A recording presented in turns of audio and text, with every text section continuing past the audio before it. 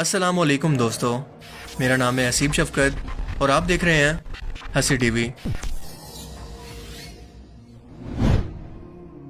کیا آپ دین اسلام سے متعلق یہ اہم ترین حقائق جانتے ہیں کہ قرآن کریم کے ایسے کون سے الفاظ ہیں جن کا مطلب آج تک اللہ کے سوا کسی کو نہیں پتا؟ اللہ کے عرش پر موجود لوح محفوظ کیا ہے؟ پل صراط کیا ہے؟ آئیے اسلامی تعلیمات کی روشنی میں ان اہم ترین سوالوں کے جواب جاننے کی کوشش کرتے ہیں۔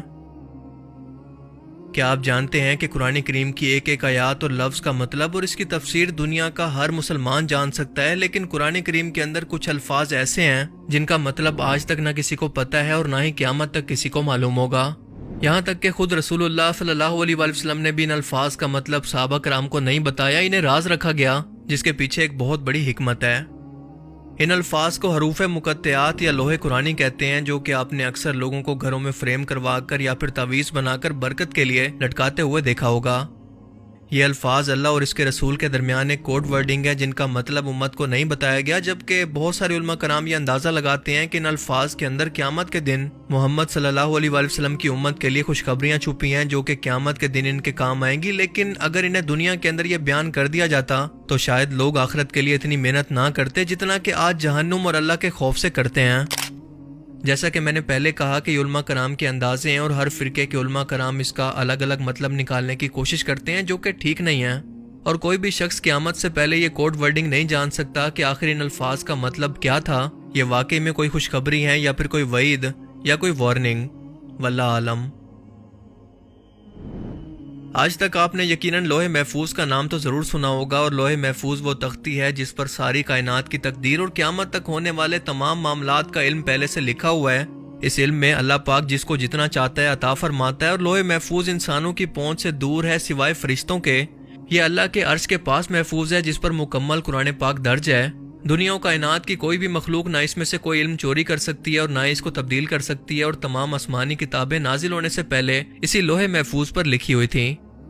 صحیح بخاری میں بیان ہوتا ہے کہ اللہ نے اس کائنات کو بنانے سے پہلے اس کی تقدیر کے اندر جو کچھ قیامت تک ہوگا سب کچھ اس لوح محفوظ کے اندر لکھ دیا، اور اس کے بعد اس کائنات کو پیدا کیا۔ اور صرف حدیث کے اندر نہیں بلکہ قرآن کریم کے اندر بھی لوح محفوظ کا ذکر موجود ہے، اور سورہ البروج کے اندر بیان ہوتا ہے کہ یہ بزرگی والا قرآن ہے جو کہ لوح محفوظ کے اندر لکھا ہوا ہے۔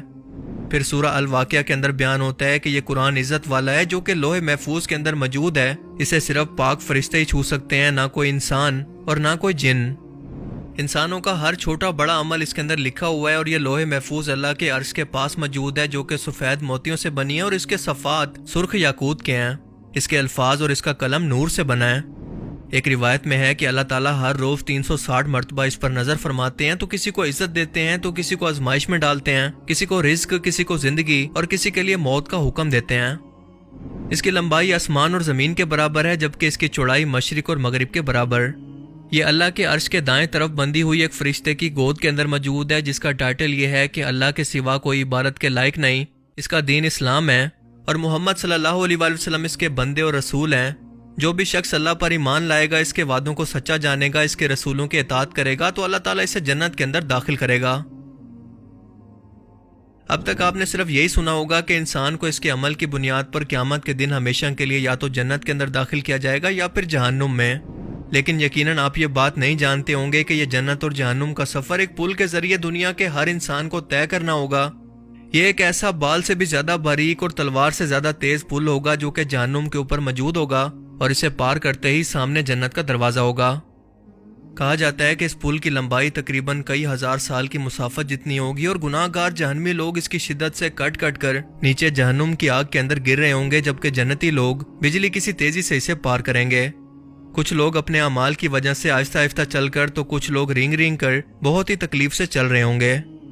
پل صراط کے دوسری طرف محمد مصطفیٰ صلی اللہ علیہ وآلہ وسلم جنت میں جانے کی بجائے اپنے امتیوں کے لیے اللہ کے حضور سجدے میں جا کر دعا کر رہے ہوں گے کہ اے اللہ میری امت، اے اللہ میری امت، اے اللہ میری امت کی خیر فرما۔ ذرا ایک لمحے کے لیے تصور کریں کہ وہ نبی رحمت جس کی اولاد کو اور اس کے گھر والوں کو ذبح کر دیا گیا، ان پر تشدد کیا گیا، خود مسلمانوں نے ان پر طرح طرح کی تکلیفیں ڈالی، لیکن وہ اپنی امت کے لیے دعا کر رہے ہیں کہ اے اللہ میری امت، اے اللہ میری مسلمان امت کو بچا لے،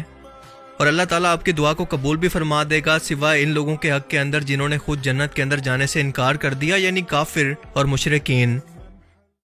حضرت ابو سعید خدری رضی اللہ تعالیٰ عنہ سے روایت ہے کہ ہم صحابہ کرام رسول پاک صلی اللہ علیہ وآلہ وسلم کی خدمت میں حاضر ہو کر سوال کرتے ہیں کہ اے اللہ کے رسول، یہ پل صراط کیا ہے؟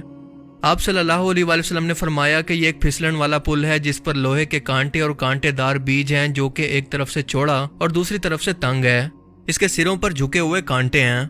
رسول اللہ صلی اللہ علیہ وآلہ وسلم کی ان کانٹوں سے مراد وہ کانٹے تھے جو کہ عرب کے صحراؤں کے اندر آج بھی موجود ہیں۔ آپ نے فرمایا کہ نیک لوگ اس پل کو اتنی ہی تیزی سے پار کریں گے جتنی دیر کے اندر آنکھ جھپکتی ہے، اور کچھ لوگ بجلی کی سی تیزی سے، کچھ تیز ہوا، تیز گھوڑے یا پھر اونٹوں کی طرح تیزی سے گزریں گے، تو کچھ بغیر کسی نقصان کے محفوظ رہیں گے، کچھ لوگ خراشی آنے کے بعد محفوظ رہیں گے، اور کچھ لوگ جہنم کے اندر جا کر گریں گے، اور آخری شخص اس پل پر گھسیٹ گھسیٹ کر گزرے گا۔ اب یہاں پر ایک انتہائی اہم سوال پیدا ہوتا ہے کہ کیا خود رسول پاک صلی اللہ علیہ وآلہ وسلم بھی اس پل صراط کو پار کر کے جنت کے دروازے پر پہنچے ہوں گے، اور کیا تمام انبیاء کرام کو بھی اسے ایسے ہی پار کرنا پڑے گا؟ اس کا جواب ہے کہ نہیں، کیونکہ ایک حدیث مبارکہ کے اندر بیان ہوتا ہے کہ اللہ کے رسول صلی اللہ علیہ وآلہ وسلم نے فرمایا کہ اللہ تعالیٰ 4 لاکھ لوگوں کو میری امت میں سے بغیر حساب کتاب کے جنت کے اندر داخل فرمائیں گے۔ اب اس حدیث مبارکہ سے یہ ظاہر ہے کہ رسول پاک صلی اللہ علیہ وآلہ وسلم اور آپ کی امت میں سے تمام شہداء، آپ کے اہل بیت، آپ کی تمام پاک بیویاں اور اللہ کے نیک بندے ان 4 لاکھ لوگوں کے اندر شامل ہوں گے جنہیں بنا کسی امتحان کے اس پل صراط سے گزار کر جنت کے دروازے تک پہنچا دیا جائے گا۔ پل صراط کے متعلق ایک اہم بات یہ بھی ہے کہ یہ انتہائی اندھیرے کے اندر ہوگا، اور جنت اور جہنم کے درمیان یہ پہلے سے موجود نہیں ہوگا، بلکہ اسی وقت اسے لا کر وہاں پر رکھا جائے گا۔ جہنمی لوگ اپنے رشتہ داروں کو اپنے سامنے کٹ کٹ کر چیختے چلاتے جہنم کے اندر گرتا ہوا دیکھ رہے ہوں گے، مگر کسی بھی شخص کو کسی دوسرے شخص کی پرواہ نہیں ہوگی سوائے اپنی خود کی جان بچانے کے۔ روایت میں ہے کہ ایک دن حضرت عائشہ رضی اللہ تعالیٰ عنہ قیامت کو یاد کر کے رونے لگی، تو رسول پاک صلی اللہ علیہ وآلہ وسلم نے ان سے پوچھا کہ عائشہ کیا بات ہے؟ حضرت عائشہ نے فرمایا کہ مجھے قیامت یاد آ گئی۔ یا رسول اللہ، کیا ہم اپنے والدین کو وہاں پر یاد رکھیں گے؟ کیا وہاں پر ہم اپنے پیارے لوگوں کو یاد رکھیں گے؟ آپ صلی اللہ علیہ وآلہ وسلم نے فرمایا کہ ہاں یاد رکھیں گے، لیکن وہاں پر 3 مقامات ایسے ہوں گے جہاں پر کوئی بھی شخص کسی کو بھی یاد نہیں رکھے گا۔ نمبر 1، جب کسی کے نامہ اعمال تولے جائیں گے۔ نمبر 2، جب نامہ اعمال دیے جائیں گے۔ اور نمبر 3، جب لوگ پل صراط پر ہوں گے۔ یا اللہ ہمیں بھی ان خوش نصیب لوگوں کے اندر شامل فرما دیجئے جو کہ پل صراط کو آسانی سے پار کر لیں۔ اللہ تعالیٰ ہمیں سمجھنے کی اور نیک عمل کرنے کی توفیق عطا فرمائے، آمین۔ مجھے امید ہے کہ آج کی اس ویڈیو سے آپ کو بہت کچھ نیا جاننے کو ملا ہوگا، اور یہ ویڈیو آپ کو پسند آیا ہوگا۔ اگر یہ ویڈیو آپ کو اچھا لگا تو اسے لائک کیجئے۔ اب میں ملوں گا آپ سے ایک ایسی نئی انٹرسٹنگ ویڈیو میں، تب تک کے لیے اپنا بہت سا خیال رکھیے گا۔ Thanks for watching this video. اللہ حافظ۔